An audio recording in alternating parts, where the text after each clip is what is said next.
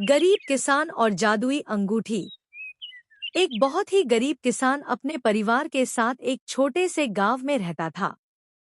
उसकी जीविका गांव के लालाजी की जमीन पर खेती करने से चलती थी। वह दिन रात मेहनत करता, फिर भी उसकी स्थिति दयनीय बनी रहती। लालाजी को यह पसंद नहीं था कि उनकी जमीन पर कोई और मेहनत करके जीवनयापन करे। एक दिन लालाजी ने किसान को अपने खेतों में काम करने से मना कर दिया।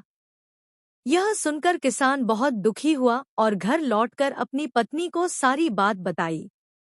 दोनों पति पत्नी देर तक इस संकट से उबरने का उपाय सोचते रहे, पर कोई समाधान नहीं सूझा। थकेहारे किसान की पत्नी ने अपनी छोटी बेटी की ओर देखा, जो मासूमियत से खेल रही थी। उसे देखकर पत्नी के मन में कुछ विचार आया और कुछ निर्णय लिया। समय बीतता गया, लेकिन समस्या जस की तस बनी रही। धीरे धीरे घर में भोजन की कमी होने लगी। कुछ दिन भूखे रहने के बाद जब एक दिन भोजन परोसा गया, किसान ने अपनी पत्नी से कहा, भाग्यवान, तुम भी खाना खा लो। मैंने खा लिया है।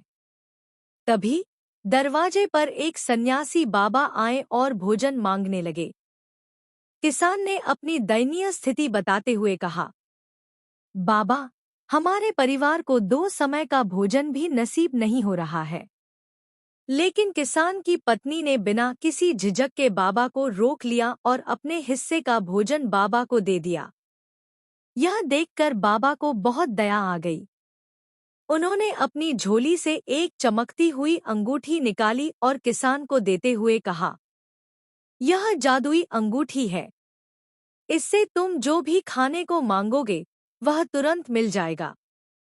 लेकिन याद रखना, इसे केवल दिन के समय ही इस्तेमाल करना।